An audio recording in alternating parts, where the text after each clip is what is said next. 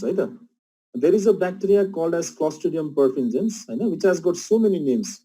Clostridium welchii, it's also called Bacillus aerogenes capsulatus, also called Bacillus phlegmonis emphysematose, right? It has got so many synonyms. This bacteria is gram-positive anaerobic bacteria, okay, having terminal, subterminal spore. And this bacteria is one of the very important, it is one very important cause of gas gangrene, right? Now you can see in this picture, this patient is having this, all blackening of the skin. There is, edematous myonecrosis of the skin and muscle. This is what you call as gas gangrene, because this Clostridium perfringens produces, huge amount of toxins. It can lead to necrosis of the muscles and subcutaneous tissue, and the patient has to undergo amputation. है यो चाहिँ हात अथवा खुट्टा काटेर फाल्नुपर्ने हुन्छ. यदि यो हात खुट्टा काटेर फालेन भने this toxin will spread throughout the whole body and the patient might die because of septic shock. Okay, so let's start today's topic, that is Clostridium perfringens, which is a gram-positive anaerobic bacteria which can cause gas gangrene. We will discuss under following headings: introduction, morphology and cultural characters, okay, biochemical reaction and resistance, classification, virulence factors, pathogenesis and clinical feature, diagnosis and treatment. Now, there are total 40 slides in this lecture, so I may not be able to finish the whole lecture today. Maybe I will finish about 25, 26 slides and I'll continue next time, right? Okay, can I start? Yes, sir. Yes, sir. Okay. Now let's start with the introduction of Clostridium perfringens. See, Clostridium has got more than 60 species, okay?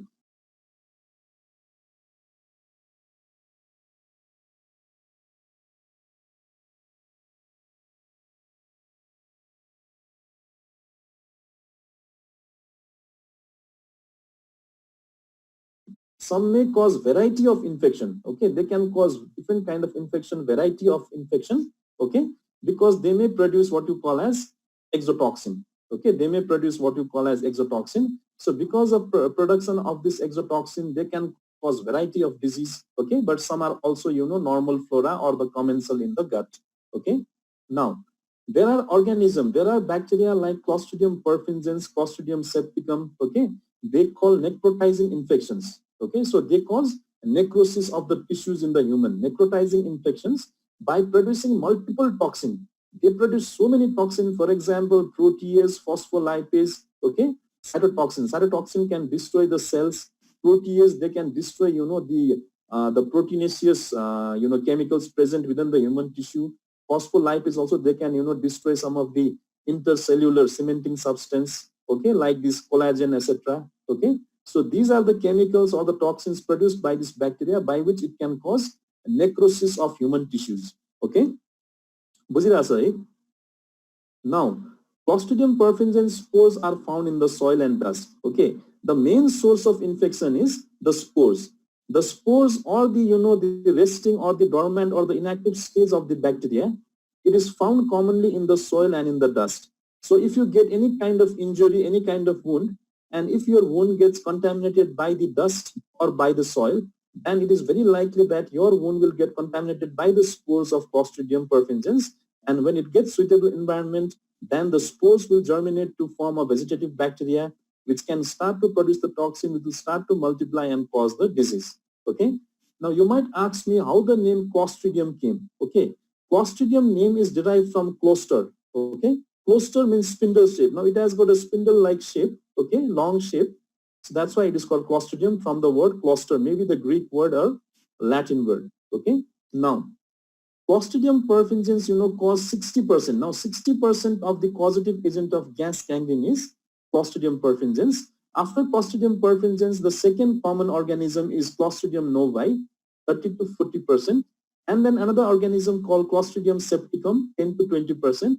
And Clostridium sordelli, okay. So these are all gram-positive anaerobic bacteria which has got spore, and all of these, they combinedly cause, gas gangrene. But the most common one which cause the gas gangrene is Clostridium perfringens, okay. Now, beside causing gas gangrene, they can cause so many other diseases. For example, they can also cause food poisoning. They can produce toxin in the intestine and they can cause food poisoning. The patient might have diarrhea, vomiting, abdominal pain, and also they can cause necrosis of the intestine. They can cause necrotizing enteritis. That means they can cause necrotizing inflammation of the intestine, right? Okay. So in this picture, you can see this is a typical, finding in gas gangrene. The patient may even have food poisoning, and the patient can also have necrotizing enteritis. Okay, this is the necrotizing enteritis. This is the per-operative finding, necrosis of the intestine. You can see blackening of the intestine. Okay, and this is the necrosis. This is edematous myonecrosis of the tissues, of the, different tissues in the feet. Okay, was you understood? Yes, sir. Okay, can I move on to the next slide? Yes, sir. Okay, now let's look at the classification of Clostridium based on disease they produced. Okay, now some Clostridium, they cause a disease what you call as tetanus. Right? Tetanus, you will study in second year, not right now. We'll study only in the CNS and special senses.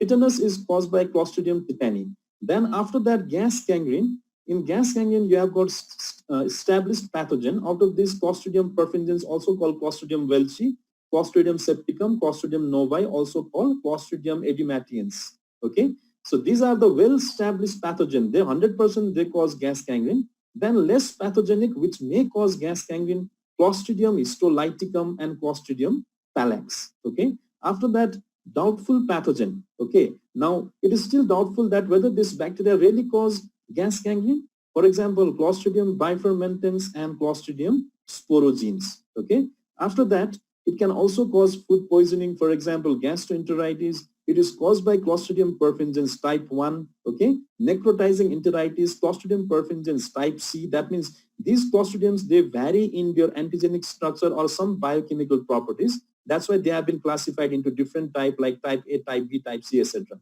Then there's another, disease what you call as botulism. Even this botulism you'll be studying in second year. All this you'll be studying in second year. So botulism is caused by Clostridium botulinum. Okay. After that, there is Clostridium which can cause acute colitis. It can cause inflammation of the large intestine. Also, it can cause, antibiotic associated diarrhea. If the patient take heavy dose of antibiotic, it can cause diarrhea. Also, there is, a disease what you call as pseudomembranous colitis. It can form some kind of non-absorbing useless membrane in the large intestine. That is what you call as pseudomembrane. That is caused by Clostridium, what you call as Clostridium difficile. So these are all medically important Clostridium which can cause various disease, but now we are concerned only with gas gangrene. Okay, did you understand? Yes, sir. Okay, can I move on to the next slide? Yes, sir. यदि तिमीले बुझेन भने, if you do not understand, please ask me. Okay, बुझ है त? Okay, सोध्नु पर्छ है. Okay, now again there is morphological and biochemical classification of Clostridium. Okay, now all of you first focus on this image. Okay, at below, the spore might be present in the central part. The spore might be present in subterminal part. The spore might be present in terminal part, or the spore may be round. The spore may be oval. Sometimes the spore is non-bulging. The diameter of the spore is same as that of the bacteria, but sometimes the spore may be bigger. The diameter of the spore may be much bigger than the bacteria. This is called as the bulging spore. Even this bulging spore may be central, may be subterminal, may be terminal. Sometimes the spore may also be free. Okay. Now, all of you, please tell me which media is this? Anyone? Anyone can tell me which media is this? I'll really appreciate. यो कुन media हो भन त? यति भनिदिन्छु, anaerobic culture media हो यो. हेर त यहाँ मासुको टुक्राहरू देखिरहेछ भित्र. के होला भन त? Very good. That is Robertson's cooked meat media. It is used for growing culturing the anaerobic bacteria. Okay. Now this is the control. This is the culture media which has not been used. This too has already been used. You can see here the meat particles has become pink. Here the meat particles has become black. If the organism is carbohydrate, lytic, okay, that means saccharolytic, then the meat particle become pink. If the organism is proteolytic, that means protein lysing, then the meat particle become black. Okay, that means in case of proteolysis, the meat become black.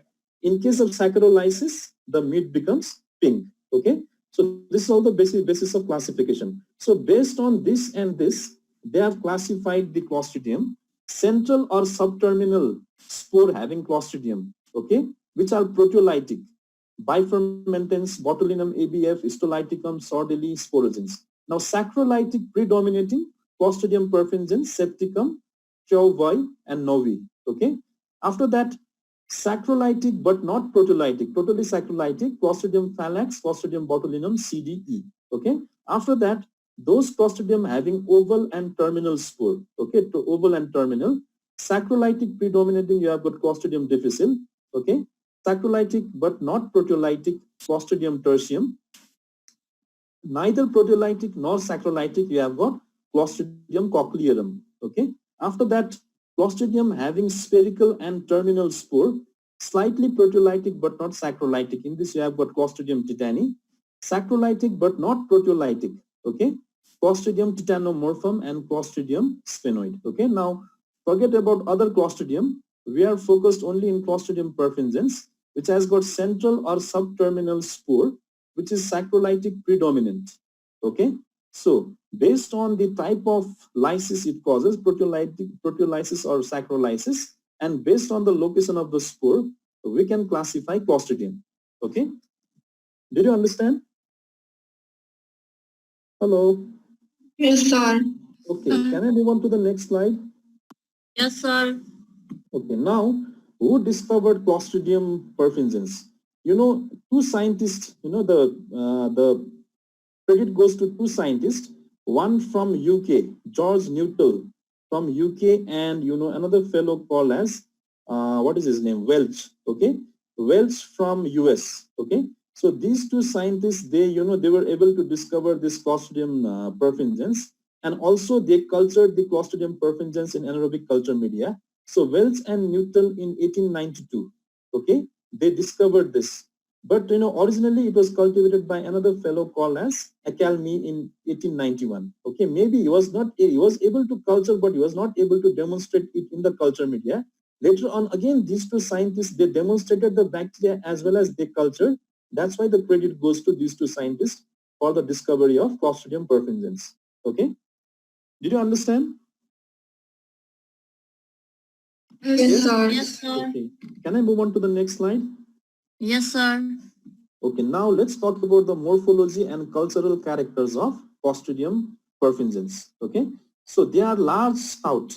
Okay, they are large, very big in size. If you compare the size of Clostridium with gram-negative bacilli, it is much bigger and much stout. Right? It is long also, it is thick also. Okay, so they are gram-positive bacillus, 4 to 6 micrometer long and only 1 micrometer broad, with subterminal spore. Okay, so they have got subterminal bulging kind of spore. You can see in this picture it has got subterminal oval bulging kind of spore. They may occur singly. They may be present either single or maybe in chains, and they may be pleomorphic. That means it is not necessary that they should all be in same shape, okay, same size. There may be pleomorphism. That means they may exist in different shape and size. That is what you call as pleomorphism. Okay, they are non-capsulated and non-motile. Okay, so they have got no capsule, they cannot move, they do not have any flagella. Okay, now spores are rarely seen in culture. Suppose if you culture Clostridium in a culture media, you will not find in the spores. Okay, but it can be induced only on special media. Suppose if you have designed the media in such a way that that media is not going to provide enough nutrition to Clostridium. So when the Clostridium will not get enough nutrition, then it will itself transform itself into inactive stage, what you call as spore. Okay, so you can demonstrate the presence of spore only in special media or in soil when it is deprived of nutrition. Okay, so this is the gram stain of Clostridium perfringens. You can see it is having subterminal spore. Okay, it is gram positive, that's why it is purple in color, it is not pink. Okay, so this is the genome of Clostridium perfringens. It has got it has got more than 3 million base pair. Okay, more than 3 mega base pair or 3 million base pair. Each of these bases have got different function. They might have different function like production of toxin, ability to survive in harsh situation, ability to produce capsule. Okay, all those, ability to grow in different conditions. Okay, all those. So this is the genome of Clostridium. This is the genomic representation of the Clostridium, and this is the gram stain of Clostridium. Okay, did you understand? Hello. Yes, sir. Okay, can I move on to Yes, the next sir. slide? Yes, Can I sir. move? Okay. So it is anaerobic. Okay. Now obviously Clostridium is not aerobic, it is anaerobic. It cannot grow in presence of oxygen. It is in fact obligate anaerobe. Even a trace of oxygen will kill it. Okay. It needs completely oxygen-free environment. It can grow in a pH range of 5.5 to 8 and temperature range of 20 to 50 degrees Celsius. Now, if you grow this Clostridium in blood agar, it show a target hemolysis. Okay. Now there is a narrow zone of complete hemolysis and because of theta toxin, and wider zone of incomplete hemolysis because of alpha toxin. All of you focus in this figure. This is the colony of Clostridium perfringens. You can see double zone hemolysis. See, this is the one zone, and in periphery you can see another zone. There are two zones of hemolysis. So the narrow zone, this one, is the complete hemolysis. So this narrow zone or complete hemolysis is caused by theta toxin. There is a toxin called as theta toxin, and outer the wider zone of incomplete hemolysis. Okay, so this outer wider zone of incomplete hemolysis is caused by alpha toxin. So two toxins are responsible for causing hemolysis: theta toxin and alpha toxin. Theta toxin causes complete hemolysis, alpha toxin causes partial hemolysis. That's why you are finding the double zone hemolysis or target hemolysis, just like a target in which you throw an arrow, right? Target hemolysis is a feature of Clostridium perfringens. बुझ्यो? बुझ्यो है? Yes, sir. Yes, sir. Okay. Now I told you that in RCM the meat particle turn pink because they are saccharolytic. Okay. Now you can see this is the RCM media which has not been used. This is the control. And if the bacteria is saccharolytic, the meat particle is becoming slightly pink. Okay, because of saccharolysis. Okay. Did you understand? Can I move on to the next slide? हुन्छ अर्को slide? Sir. Okay. Yes. So let's look at the biochemical reaction of Clostridium. See, Clostridium perfringens are predominantly saccharolytic, but they may have very mild proteolytic action. Now, this proteolytic action can be demonstrated by gelatin liquefaction. Okay, this is what you call as gelatin. Okay, this is the kind of protein. If you inoculate Clostridium into this, if that Clostridium happens to be proteolytic, then this gelatin becomes liquefied. So this is a positive gelatinous test, and this is the negative. But it is only mildly proteolytic, so this reaction may not be that much prominent. Only you will find slight melting or slight lysis of this gelatin. Okay, so this test is what you call as gelatin liquefaction test. Okay, the next one, it can ferment glucose, lactose, sucrose, maltose with production of acid and gas. Okay, that means all these sugars can be fermented by Clostridium perfringens with production of acid as well as gas. It is indole negative. Okay, now this is what you call as indole test. In positive indole test, there is red color formation. It is negative. So this is the reaction of Clostridium perfringens. It does not produce indole. Okay, H2S is formed abundantly. It can form hydrogen sulfide in huge amount. Okay, this is hydrogen sulfide negative. This is hydrogen sulfide positive. This is what you call as SIM media. This is sulfide indole motility media. If the bacteria produces hydrogen sulfide and if you inoculate the colony of bacteria into this, there will be blackening of this media indicating production of hydrogen sulfide. So this bacteria can produce hydrogen sulfide in huge amount. Okay. The next test is methyl red positive. Now this is what you call as methyl red test. If methyl red test is positive, then you find this kind of red color. If negative, you find this kind of color. Okay. So Clostridium perfringens is methyl red positive. The next test is Vox-Prosker test. So this is Vox-Prosker positive, this is Vox-Prosker negative. Clostridium perfringens is Vox-Prosker negative. So these are some of the unique biochemical reaction of Clostridium perfringens which makes it different from other bacteria. है अरू ब्याक्टेरियाबाट फरक कसरी हुन्छ यही biochemical टेस्टको आधारमा फरक हुन्छ हैन यो biochemical test र अरू प्रपर्टीहरू हेरेर that will help us to identify Clostridium perfringens. Okay, did you understand? Yes, sir. Hello. Yes, sir. Can I move on to the next slide? Yes, sir. Yes, sir. अझ पनि त्यति interesting भएको छैन किनभने अहिले we are studying all scientific stuff है अहिलेसम्म हामीले डिजिज सुरु गरेकै छैन हैन जुन तिमीहरूको लागि इन्ट्रेस्टिङ हुन्छ है त okay can I move on to the next slide Yes, sir. Yes, Okay. sir. Now, there is another biochemical reaction, very interesting, called what you call as the litmus milk, lactose fermentation. Right? Okay. Now, this is called as the litmus milk. Okay. It has got some kind of pH indicator litmus and there is milk. Okay. Initially, it is blue in color, but Clostridium perfringens can ferment the lactose present in this milk. So when lactose is fermented, there is production of acid. So when acid is produced, the blue color is changed to reddish color. It will change to this pinkish or reddish color. Okay. Now, by formation of acid, the milk has got something what you call as casein. Okay. The casein in the milk will start to clot. दूध फाट्ने भन्छ नि, कहिले काहीँ दूध पकाउँदाखेरि दूध फाट्छ हैन. So the casein in the milk will get clotted. That's why you find this kind of disruption. And because it produces huge amount of gas, all these particles will get disrupted. Okay, it will start to, something like, it will start to move in this media.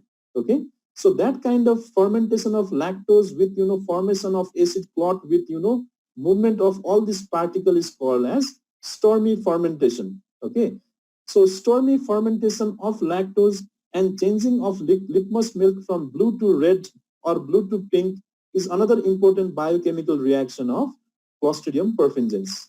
Okay, बुझ्यो? Understood? Yes, sir. हजुर बुझ्यो है? Okay, फेरि भन्नु पर्दैन. Okay, can I move on to the next slide? Yes, sir. Okay. Now let's talk about the resistance of Clostridium perfringens. Spores are resistant to commonly used antiseptic and disinfectants. Okay, now you can easily kill the spore by using some antiseptics and disinfectants. Spores are usually destroyed within 5 minutes by boiling. So boiling is a very good method, but those of food poisoning strain, for example, type A and type C, they can resist boiling for 1 to 3 hours. Food poisoning गर्ने जति पनि Clostridium पर्फिन्जेन्स छ त्यसलाई तिमीले के त एकदेखि 3 घण्टासम्म boil गरे पनि त्यो डिस्ट्रोय हुँदैन. यसको लागि डिस्ट्रोय गर्न के राम्रो होला भन त, कुन मेथड राम्रो होला? बोइल मात्रै गर्ने कि प्रेसर पनि दिने? भन त मलाई. पिक्चरमा के देखिरहेको छ हेर त, यो के हो? What is this? Autoclave. अटोक्लेभ है. बोइल गर्यो भने डिस्ट्रोय हुँदैन, बोइल गर्यो भने पनि स्पोर बाँच्छ. तर अटोक्लेभ गर्यो भने चाहिँ स्पोर मर्छ है त. अटोक्लेभ भनेको के हो त? We are hitting at 121 degree celsius at 15 pound per inch square for 15 to 30 minutes. त्यति प्रेसर दिएर, त्यति टेम्परेचर दिएर, त्यति बेरसम्म तताएपछि बल्ल स्पोर पनि मर्छ हैन. भनेपछि स्पोर मार्नको लागि बोइल गरेर काम भएन, अटोक्लेभ गर्नै पर्ने हुन्छ. बुझ्यौ? Yes, sir. Yes. Yes, Can I sir. move on to the next slide? Yes, sir. Okay. Now let's talk again about the classification of Clostridium, based on production of toxin. Clostridium perfringens produces 12 distinct toxins. यसले 12 थरीको toxin बनाउँछ. Okay. Now out of that 12 toxins, the major toxins are alpha toxin, beta toxin, epsilon toxin and iota toxin. All Greek or Latin alphabet दिएको छ. Alpha, beta, epsilon, iota are the main major toxins. These are classified into 5 types from A to E. Okay. Now, type A Clostridium perfringens produce only alpha toxin. Okay. Type B, they produce alpha, beta, and epsilon toxin. Type C, they produce alpha and beta toxin. Type D, they produce alpha and epsilon toxin. Type E, they produce alpha and iota toxin. Okay. So different Clostridium, they produce different kind of toxin. All these different strains may infect the patient together also. Okay, so one type of Clostridium can produce only particular toxin. है एउटै ब्याक्टेरियाले सबै toxin produce गर्छ भन्ने छैन, तर एउटै ब्याक्टेरियाले infection हुन्छ भन्ने पनि छैन. धेरै थरीको ब्याक्टेरियाले इन्फेक्सन हुन पनि सक्छ. यदि धेरै थरीको ब्याक्टेरियाले इन्फेक्सन गर्यो भने it can produce so many different toxin that so many different toxin can harm or destroy the tissue in a great extent. Okay. Now, type A cause gas gangrene, and some strains of type A, they also produce enterotoxin, which I already told you, which can cause food poisoning. Right? However, you might ask me, what is alpha toxin, what is beta toxin, what is theta toxin, what is iota toxin, what is epsilon toxin? Even there is lambda toxin, mu toxin, mu toxin. Right? All those toxin, the name has been given in Greek or Latin word. I will tell you what is the chemical, what chemically that toxin is in the coming slide. Right? So, Another basis for classification is production of different kind of toxin. It can produce 12 different toxins. Some of the important are alpha, beta, epsilon, and iota. Okay, for us, the type A, which cause gas gangrene, is more important. Okay, can I move on to the next slide? Yes, sir. बुझिरहेछ है? Okay. Now, अब अलिकति interesting हुँदै जान्छ चिजहरु है. Now, what are the virulence factors? Again, toxins, alpha toxin. Now, this is produced by all types of Clostridium perfringens, but most abundantly by type A strain. Okay, it is produced most abundantly by type A strain. Chemically, it is phospholipidase. भनेपछि alpha toxin के रहेछ त? It is phospholipidase, also called lecithinase C, similar to phospholipase C. Okay, it is a zinc metallophospholipase requiring zinc for activation. Now, for this toxin to show its action, for this toxin to destroy the human tissue, there should be presence of zinc. Okay, zinc is required for the activation of this toxin. It has very important role in gas gangrene. It is also dermonecrotic and hemolytic. That means it can also cause necrosis of the skin. Right? छाला पनि यसले destroy गर्ने काम गर्छ, dermonecrotic and also hemolytic. Okay. Now, you know our cell has got phospholipid bilayer. Right? हाम्रो human cell अथवा mammalian cell मा always in the cell membrane there is phospholipid bilayer. Okay. So this phospholipid is the target of this phospholipidase. So what will happen if our cell membrane is destroyed? You can imagine, right? So this phospholipidase or lecithinase C can destroy this, the membrane of our cell and cause infection. Okay. So hemolytic for RBC of most of the animals except those of horse and goat. Now, it can destroy the RBC of most of the animals including human except horse and goat. Now, I do not know why horse and goat RBC is not destroyed. Hemolysis can occur at body temperature as well as in the refrigerating temperature. Okay, it can occur in refrigerating temperature as well as body temperature. That means the cold temperature is not going to hamper the hemolysis. Okay, did you understand regarding alpha toxin? Yes, sir. बुझ्यो? Yes, sir. Okay, कस्तो हो तिमीले बुझिरहेछ कि छैन भन त मलाई actually frankly interesting भएको छ कि छैन? Yes, sir. बुझिरहेछ है? अहिले सुरुमा अलिकति झ्याउनै हुन्छ, पछि डिजिज पढाएपछि बल्ल इन्ट्रेस्टिङ हुन्छ. अहिले त टक्सिनको बारेमा पढिरहेछ हामीले है. Okay, so can I move on to the next slide? Yes? Yes, sir. Sir. Okay, now let's talk about alpha toxin. है, alpha toxin ले कसरी काम गर्छ? We should study. Okay, so you can see this red structure is the alpha toxin. Okay, and this green structure is the alpha toxin binding site in the cell membrane. Okay, so I told you that this cell membrane has got phospholipid bilayer, and this phospholipid is made up of phosphatidylcholine. Okay, so this phosphatidylcholine and other glycerolipid, they make a chemical what you call as lecithin. Right? Lecithin is a chemical which is the mixture of phosphatidylcholine and other glycerophospholipid, which is present in the cell membrane of mammals or humans. Okay. Now, what this alpha toxin does, it will attach to its receptor, the binding domain, and it is going to split. It is going to split. It is going to split this phospholipid in presence of calcium and magnesium ion. Okay. So this, this alpha toxin is going to attach to this domain and split this phosphatidylcholine in presence of calcium and magnesium ion. Okay. So when this phosphatidylcholine is splitted, it will produce diacylglycerol. Okay. So when this phosphatidylcholine is split into two halves, there is production of this diacylglycerol. Okay. Now, this diacylglycerol is the main culprit. What is going to happen now? What this diacylglycerol does, it is going to activate the arachidonic acid pathway. Now, you must have studied in pathology arachidonic acid pathway. The diacylglycerol will activate arachidonic acid pathway, and there will be production of thromboxane A2, okay, interleukin 8, platelet activating factor, and several intercellular adhesion molecule. Okay, so when these all chemicals are produced, then there will be edema, there will be leakage of fluid, there will be edema, there will be increased vascular permeability. Okay, so this all will lead to swelling of the tissue. swelling of the cell, swelling of the tissue, or you'll find lesion at the affected area. Okay? Did you understand the mechanism of alpha toxin? Hello? Yes, sir. बुझ्यो कि फेरि भनिदिनु पर्छ? फेरि Yes, भन्नुपर्छ sir. भने फेरि भन्नुपर्छ भने भनौँला भन त भन्नुपर्छ. हेलो Sir, पर्दैन सर. फेरि म एकचोटि भनिदिन्छु है त. ओके, अल्फा टक्सिन भनेको के हो त? इट इज केमिकली फस्फोलिपिडेज हैन. हाम्रो सेल मेम्ब्रेनमा लेसिथिन भन्ने केमिकल हुन्छ. लेसिथिन फस्फोटिडाइल कोलिन र ग्लिसरोफस्फोलिपिडले बनेको हुन्छ है. अब यो अल्फा टक्सिनले यो फस्फोटिडाइल कोलिनलाई टुक्रा पार्दिन्छ हैन, in presence of calcium magnesium ion.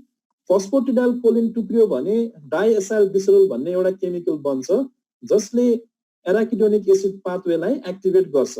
Arachidonic acid pathway activate भयो भने थ्रोम्बोक्सिन A2 इन्टरल्युकिन 8 र प्लेटलेट एक्टिभेटिङ फ्याक्टर फर्म हुन्छ.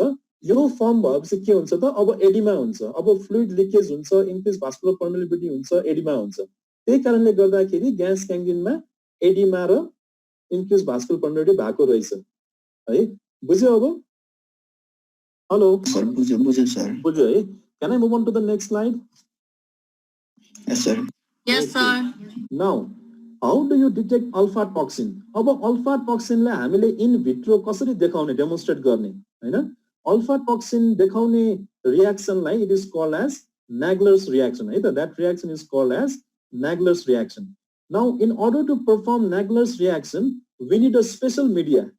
हामीलाई यस्तो मिडिया चाहिन्छ which contains 6% agar, which contains 5% feels peptic digest of sheep blood, which contains 20% human serum or 5% egg yolk agar. Okay, and you also must have to add one antibiotic called as neomycin. Okay, so neomycin will prevent the growth of other unwanted bacteria. It will only favor the growth of Clostridium perfringens. So you have to design such kind of media and prepare it. Then you know what you do. To 1/2 of the plate you put the antitoxin. आधा प्लेटमा एन्टिटोक्सिन हाल्ने, आधा प्लेटमा एन्टिटोक्सिन नहाल्ने है त. भनेपछि आधा प्लेटमा एन्टिटोक्सिन छ भनेको टक्सिनको दबाई छ, आधा प्लेटमा छैन. ओके, यसो गरेर you must have to inoculate the suspected clostridium perfringens है. अब यसमा क्लोस्ट्रिडियम पर्फिन्जेन्स सस्पेक्ट गरेको कोलोनी यहाँनिर इनोकुलेसन गरिदिने. Then you incubate at 37 degree celsius for 24 hours. अब के हुन्छ यदि साँच्चै नै त्यो अल्फा टक्सिन त्यसले प्रड्युस गरेको छ भने है, 1/2 अफ द प्लेटमा त्यो टक्सिन प्रड्युस गरेको भएर त्यहाँ you will find opacity. So you are finding opacity in the half of the plate because of production of the toxin. But अर्को हाफ अफ द प्लेटमा एन्टिटोक्सिन भएको हुनाले the toxin cannot show its action. Okay, because of antitoxin the toxin is not showing its action, so you will not find any opacity in half of the plate. Only in another half of the plate you find opacity. भनेपछि एकपट्टि opacity देख्ने अर्कोपट्टि opacity नदेख्ने भन्नुको मतलब त्यो त पक्का पनि alpha toxin नै रहेछ भन्ने बुझियो हैन. यतापट्टि अल्फा टक्सिनले आफ्नो एक्सन देखाउन सक्यो, त्यो कारणले ओपेक भयो. यतापट्टि एन्टिटोक्सिन भएको हुनाले उसले आफ्नो एक्सन देखाउन सकेन. Okay, that's why yo toxin अरू हुन सक्दैन, पक्का पनि अल्फा टक्सिन नै हो भनेर यसरी Nagler रियाक्सनबाट हामीले कन्फर्म गर्न सक्छ. बुझ्यो कि बुझेन? Hello hello Yes, sir. Did you understand Nagler reaction? भनेपछि Nagler reaction डिटेक्ट के गर्ने रहेछ भन त? What does अल्फा टक्सिन है, अल्फा टक्सिन हो कि होइन भनेर चिन्नको लागि हामीले Nagler reaction भन्ने एउटा टेस्ट गर्न मिल्छ है. Okay, can I move on to the next slide? Yes, sir. Yes, sir. Okay, अब अर्को एउटा टेस्ट छ. That test also can demonstrate the alpha toxin. Okay, it is called reverse CAMP test right. अब CAMP भनेको it is not cyclic adenosine monophosphate यसमा है. CAMP भनेको cyclic adenosine monophosphate Hahn. It is named after 3 scientists, Christy, Atkin, Munch, Peterson. Okay, so Christy, Atkin, Munch, Peterson, they discovered this test. That's why it is called CAMP test or reverse CAMP test. Now this test is very similar to CAMP test which we do for group B streptococci. Okay, see, CAMP test is even done using group B streptococcus, that is Streptococcus agalacti and Staphylococcus aureus. But here instead of Staphylococcus aureus we have to use Clostridium perfringens है. अब सबैजना यहाँ focus गर.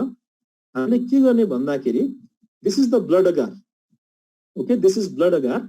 You must have to inoculate Streptococcus agalacti, that is group B streptococcus है group B streptococcus लाई यहाँ inoculate गर्ने र त्यसको ठिक perpendicular Clostridium perfringens inoculate गरिदिने है भनेपछि group B streptococcus भनेको Streptococcus agalacti यहाँ grow हुन्छ Clostridium perfringens यहाँ grow हुन्छ है group B streptococcus ले beta hemolysis भनेको it produces some kind of hemolytic substance and even Clostridium perfringens also produces alpha toxin है यसले पनि टक्सिन बनायो यसले पनि टक्सिन बनायो दुईटै टक्सिन जहाँनिर मिल्छ त्यहाँ म्याक्सिमम हेमोलाइसिस हुन्छ हेर त यहाँ हेमोलाइसिस अलिकति कम छ है यहाँ हेमोलाइसिस कम छ तर जहाँ दुईटा टक्सिन म्याक्सिमम भेट्छ त्यहाँ हेमोलाइसिस म्याक्सिमम छ भनेपछि दुईजना मिलेर धेरै काम गर्न सके जस्तै सिंगल हेमोलाइसिस कम गर्ने दुईटा एकदमै अप्टिमम कन्सन्ट्रेसनमा भेटेपछि म्याक्सिमम हेमोलाइसिस गर्ने यस्तो म्याक्सिमम हेमोलाइसिस गरेर यहाँ एरो जस्तै फर्म हुन्छ you can see arrow like formation this is called accentuated haemolysis okay because of combined action of toxin produced by Streptococcus and Clostridium. Okay, so this kind of test is called as reverse cam test or Christie-Aitken-Munce-Peterson test. है बुझ्यो reverse क्याम test भनेको के रहेछ hello Yes, sir. बुझ्यो है भनेपछि दुईटै toxin चाहिँ अप्टिमम कन्सन्ट्रेसनमा मिट गरेपछि म्याक्सिमम हेमोलाइसिस हुन्छ त्यो म्याक्सिमम हेमोलाइसिस भएर एकपट्टि चाहिँ ट्रायंगल जस्तो एरो जस्तो फर्म हुन्छ ओके बुझ्यो okay so one thing I forgot to tell you Clostridium perfringens produces alpha toxin and Streptococcus agalacti भनेको group B Streptococcus produces cam factor है त cam factor पनि टक्सिन जस्तै हो यो cam factor र alpha toxin मिलेर जहाँनिर दुईटाको maximum concentration हुन्छ त्यहाँनिर चाहिँ बढी हेमोलाइसिस गराउँछ है बुझ्यो hello understood Yes, sir. yes है reverse cam test can I move on to the next slide Yes, sir.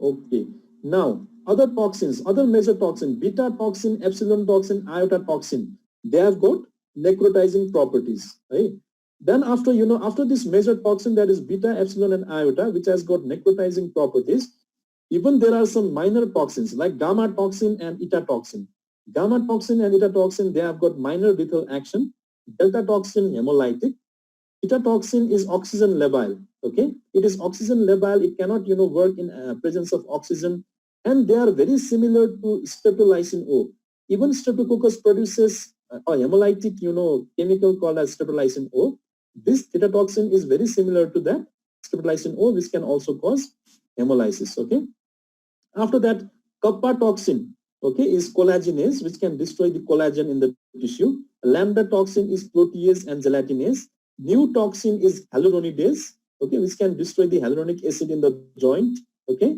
and new toxin is the deoxyribonuclease so these are different toxins and enzymes produced by Clostridium perfringens which can destroy our tissue and cause disease okay बुझ्यो hello Yes, sir. बुझ्यो है can I move on to the next slide Yes, sir. okay now Yes, sir.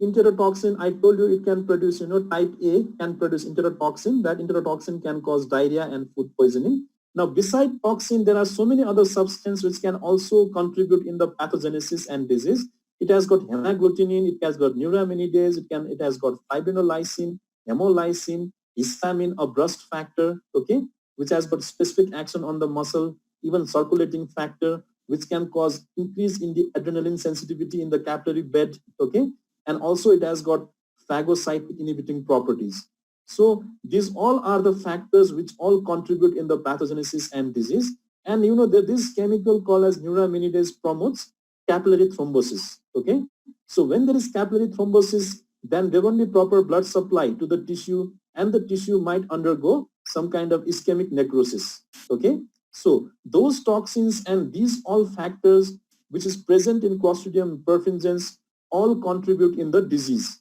okay did you understand Yes, Hello. sir. Can I move on to the next slide Yes, sir. now let's come to the topic or let's the proper pathogenesis what is gas gangrene see there was a fellow called as Oakley in 1954 He defined gas gangrene as rapidly spreading edematous myonecrosis. Okay, there is rapidly spreading, it spreads very fast, and there is edematous myonecrosis. That means muscle is getting necrosed. It is occurring characteristically in association with severe wounds. Okay, there should be severe wound. Okay, ekdam thulo ghau. Okay, of extensive muscle masses. The muscles should be involved, and these are contaminated with pathogenic strains of Clostridia. That is the Clostridium perfringens.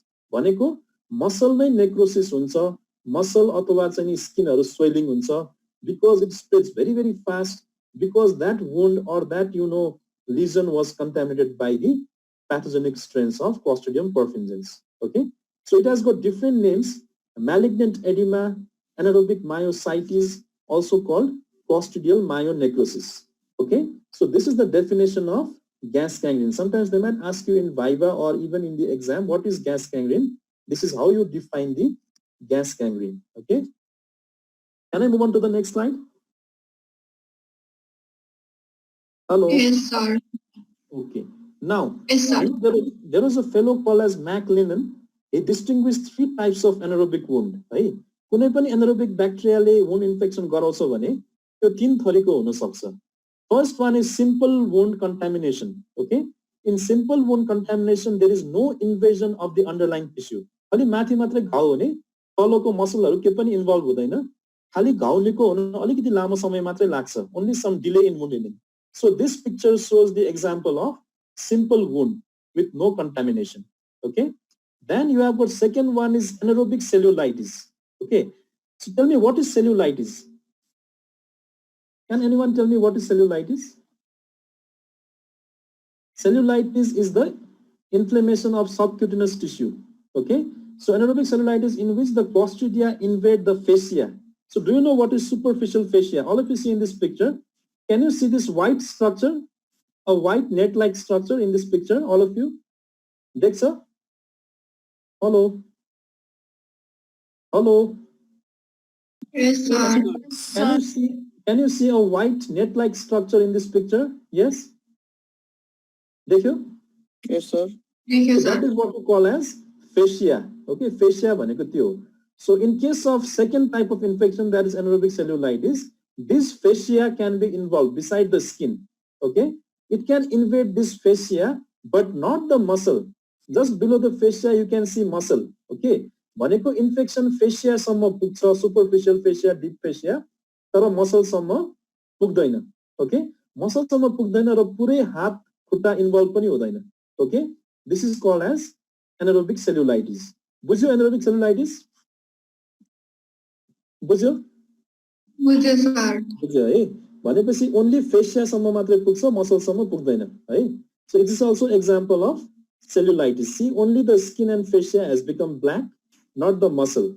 Okay, तर सबैभन्दा खतरनाक, the most dangerous one is called anaerobic myositis or gas gangrene, Hahn, which is the most serious, associated with clostridial invasion of healthy muscle tissue.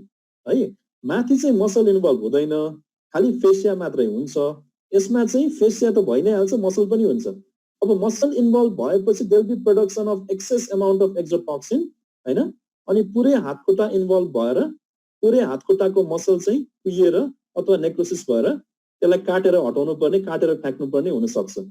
That is called anaerobic myositis or gas gangrene. This is the most severe form of disease. Now just look at this picture. Are you finding some difference between this and this, or this and this, or this and this? के फरक देखियो यसमा हेर त सबजना? Can you find the difference? खै त बोल न. Yes, sir. Vast difference. See, you can see the skin and fascia has become black. Even the muscle has become black. हेर त पुरै muscle पनि कालै भएको छ. Okay, so this is called as the anaerobic myositis or gas gangrene. Okay, so extensive gas gangrene due to Clostridium perfringens that has developed in the untreated knife wound. त्यसलाई कसैले छुरी हानेको थियो होला, तर उसले वास्ता गरेन, यतिकै राख्यो घाउ, डाक्टर कहाँ गएन र पछि गएर त्यसरी उसको मसलहरु सबै कुहिन थाल्यो है. That is called anaerobic myositis or gas gangrene. Maybe पक्का पनि उसको घाउ चाहिँ Clostridium perfringens को स्पोरले कन्टामिनेट भएको हुनुपर्छ है. बुझ्यो? Yes, sir. Okay. Can I move on to the next slide? Yes, Yes, sir. sir. Okay, now let's talk about the pathogenesis of Clostridium perfringens. Incubation period is 7 hours to 6 weeks. Okay, it can depend on the condition, how deep the wound is, घाउ कस्तो छ, 7 hours to 6 weeks. Now, before understanding the pathogenesis, you must have to understand two things. How does Clostridia enter the wound? घाउमा कसरी छिर्यो, हैन? र घाउभित्र छिरेपछि how does it multiply?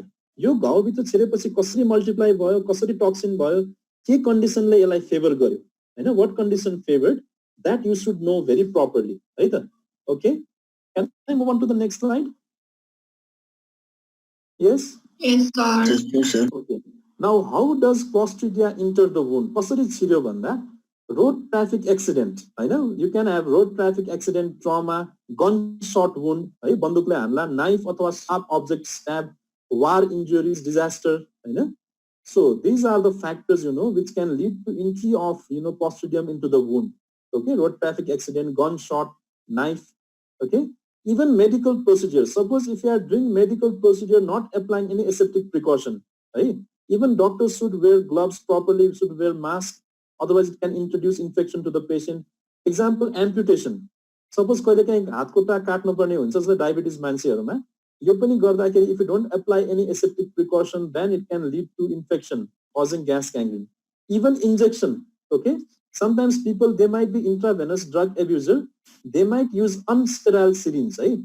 भुइँमा खसेको अथवा फोहोर भएको सिरिन्जहरु use गर्यो भने पनि त्यो Clostridium perfringens को स्पोरले कन्टामिनेट हुन सक्छ, okay? Even this can cause. त्यसरी छिर्छ. अर्को चाहिँ, what is the source of Clostridia? Soil, manured or cultivated soil, road dust, implanted foreign particles such as wood, bullet. कहिलेकाहीँ बन्दुकले हान्दाखेरि बुलेट पनि त शरीरभित्र हुन्छ, बुलेट पनि सफा हुन्छ भन्ने छैन, हैन? Even metal bits of clothing. So these all are the source of Clostridia. Okay. So in this picture, you can see this patient has been hit by bullet. Okay. So this is the bullet injury having multiple, tattooing in the periphery. Okay. So these are the different sources or different, activities which can lead to entry of Clostridia into the wound. Okay. Sometimes even our normal flora or our endogenous flora can cause infection. For example, the skin in the perineum, right? Anus को वरिपरिको skin, thigh को skin, त्यसमा normally पनि Clostridia हरु अलिअलि हुन सक्छ, present हुन सक्छ. यदि त्यो पार्टमा घाउ भयो भने Clostridia which was present in the skin over the thigh or perineum can enter inside the wound and cause gas gangrene. Okay, so this is how Clostridia enter inside the wound, and these are the different sources of Clostridia. Okay, बुझ्यौ? Hello. Yes, sir. Yes, sir. Can I move on to the next slide? Yes, sir. Okay. Now, sometimes there can be spontaneous non-traumatic gas gangrene also. Okay. भनेको gas gangrene हुनको लागि घाउ नै हुनुपर्छ भन्ने पनि छैन, trauma नै हुनुपर्छ भन्ने पनि छैन. Okay. Now what can happen? Sometimes, in case of colonic malignancy, है, ठुलो आन्द्राको क्यान्सर भयो, इन्फ्लेमेटरी बाउल डिजिजहरु छ, नेक्रोटाइजिङ इन्टेरोकोलाइटिसहरु छ, अथवा यो पेशेन्टको जीआई सर्जरी गर्यो, हैन? जीआई सर्जरी गर्दाखेरि राम्रोसँग घाउ चाहिँ नि निको गरेर, राम्रोसँग घाउ चाहिँ नि सिलाएन, राम्रोसँग घाउलाई टेक केयर गरेन, एन्टिबायोटिक राम्रोसँग खाएन भने पनि it can cause infection. So there can be hematogenous seeding of normal muscle. Okay, the normal muscle, overlying this intestine, or the normal muscle, where you are doing the surgery. Okay, so there might be, there might be seeding of this muscle with Clostridium perfringens, septicum, or novi, or tertium. Okay, so this happens mainly in case of, when there is colonic malignancy, inflammatory bowel disease, necrotizing enterocolitis, right? इत्यादि रोगहरुमा पनि चाहिँ during surgery or because of, extensive, spread of this infection or this tumor, it can also lead to seeding of this microorganism causing gas gangrene. So these are what we call as non-traumatic. भनेको घाउ नभइकन चोटपटक नलागिकन पनि gas ग्याङ्ग्रेन हुने कारणहरु यही हो, है? बुझ्यो? Hello. Yes, sir. Yes. Can I move on to the next slide? Yes, sir. Okay, now, you should know what condition favor Clostridial multiplication and infection, है त? अब त्यो मसल भित्र पसेपछि किन यो मल्टिप्लाई भयो, किन टक्सिन प्रोड्युस गर्यो भन्दाखेरि त्यो कुरा बुझ्न जरुरी छ, है? भन्दाखेरि first, decrease oxygen tension. Now, once Clostridial spores has entered inside the muscle, there will be decreased oxygen tension in the muscle, and also there will be decreased redox potential. So this decreased oxygen tension and decreased redox potential is very, very important for Clostridium to multiply, okay, within the tissues, within the muscle, number one thing. Second thing, some of the chemicals present in the soil, for example, ionized calcium salt, silicic acid, okay. So this also, when it enters inside the wound of the patient during, the injury or trauma, this is also going to favor necrosis. It is going to favor the activity of Clostridium, right? Third thing, because of injury, when there is injury or trauma, it causes crossing of tissues. Tissues are crossing. When there is crossing of the tissues, even the arteries also may get crossed. Artery ragat ko nali banda cross hola. Suppose if there is crossing of the arteries, then the muscle won't get proper blood supply. Okay, that means the muscle will not get any oxygen or blood supply. अब muscle ले oxygen blood supply नपाएपछि muscle बाँच्छ कि मर्छ? भन त? If muscle is not getting blood supply, मर्छ है. That's why it causes myonecrosis. अर्को कारण है. त्यसपछि there is also extra vessation of blood. Okay. अब जति पनि blood छ नि blood vessel मा त्यो सबै बाहिर निस्क्यो. त्यो बाहिर निस्केको ब्लडले फेरि त्यो previous क्यापिलरीहरुमा it will cause pressure है. अब प्रिभियस ब्लड भेसलमा निस्केको ब्लडले प्रेसर गरेपछि त्यसले अझ ब्लड सप्लाई कम गरिदिन्छ. This is like a vicious cycle, something like a positive feedback or vicious cycle. बाहिर निस्केको ब्लड अथवा चाहिँ सुन्नेको ठाउँले ब्लड भेसललाई अझ कम्प्रेस गरेर अझ ब्लड सप्लाई चाहिँ अर्गनमा कम गरेर झन् नेक्रोसिस भएर मसलहरु कुहिने, मसलहरु नेक्रोसिस हुने यो कारण हो है. र अर्को चाहिँ there can even be necrosis of muscle, subcutaneous fat also, and also there can be thrombosis of blood vessel. So यो कारणले गर्दाखेरि चाहिँ the Clostridium can multiply and cause infection in gas ganglion. Once again, decreased oxygen tension and decreased redox potential, presence of ionized calcium and silicic acid, crossing of the tissues and the blood vessels, extra vessation of the blood, further compressing the capillary and still reducing the blood supply, necrosis of muscle and subcutaneous fat, and thrombosis of vessel. बुझ्यो? Hello. Yes, sir.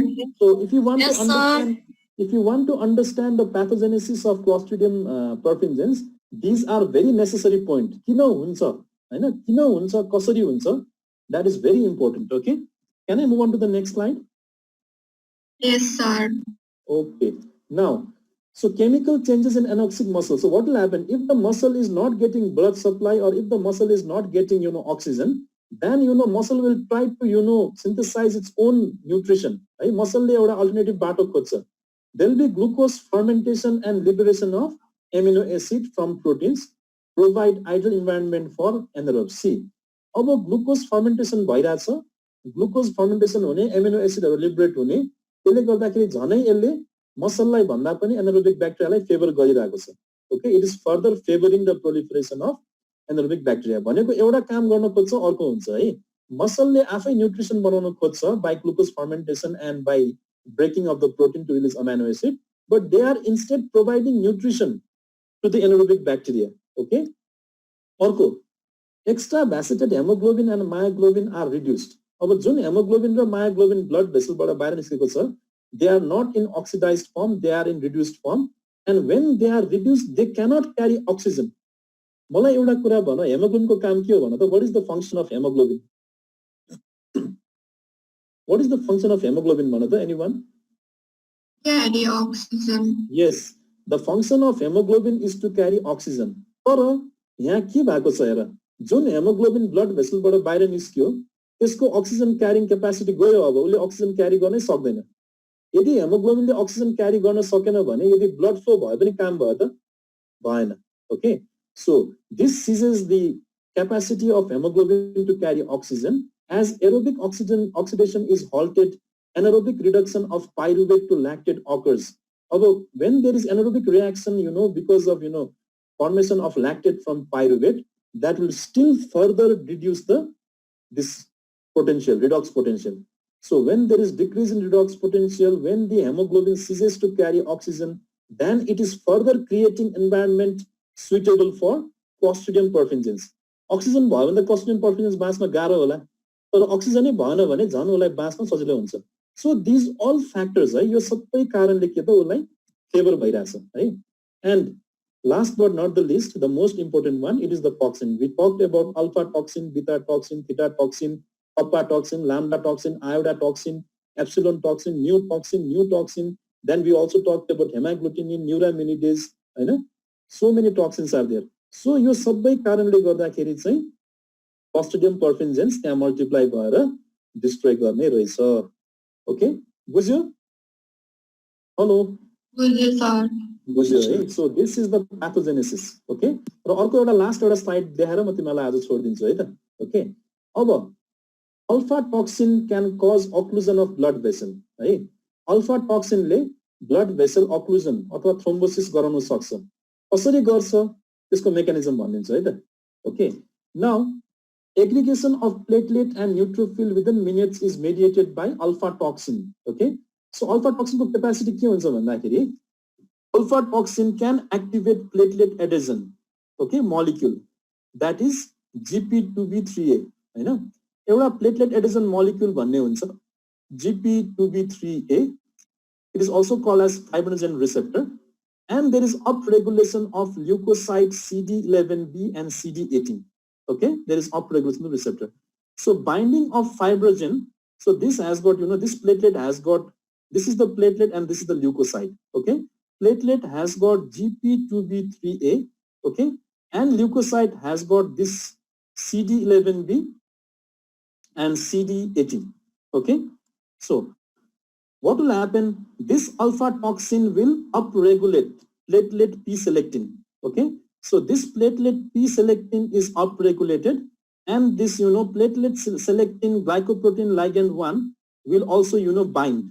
Okay, so there will be, you know, binding of this leukocyte and the platelet through this receptor, like there is GP2B3A and CD11, CD18, p-selectin, and, you know, this p-selectin glycoprotein 1. So this fibrinogen will call bridging.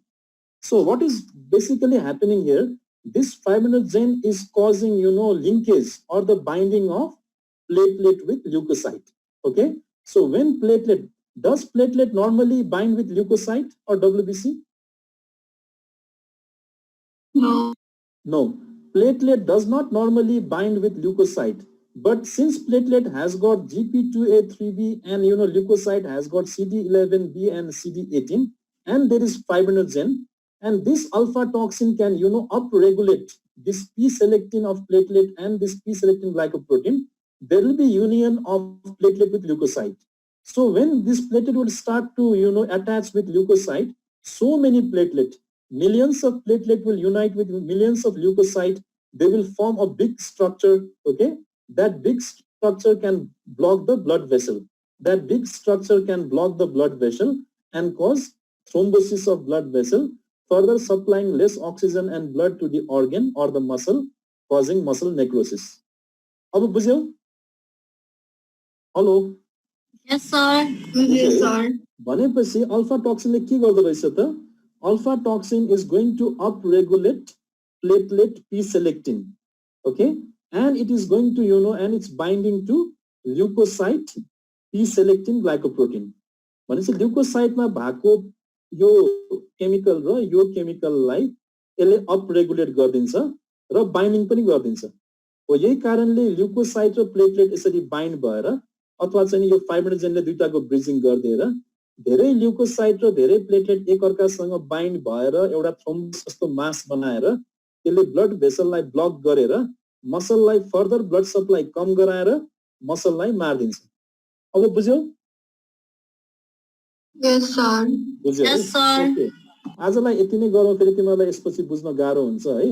Okay, so I will do this much for today. If any problem, हेर त मैले फेसबुकमा एउटा group बनाएको छु है, 19 batch MBBS and 9th batch BDS भनेर. आजको लेक्चरमा तिमीहरूको केही कमेन्ट छ, केही नबुझेको छ अथवा केही तिमीहरूलाई सजेसन गर्नु छ भने you are very free to write. Okay है त? हुन्छ हुन्छ. Okay sir. Okay, so thank you for today. I will see you in the next lecture. है त? तिमीहरू कमेन्ट गर है. Okay. Okay sir. Sir, happy Teachers Day, sir. Happy Teachers Day, sir. Happy Teachers Day sir. Okay, thank you. See you. Thank you. Okay, have a nice day.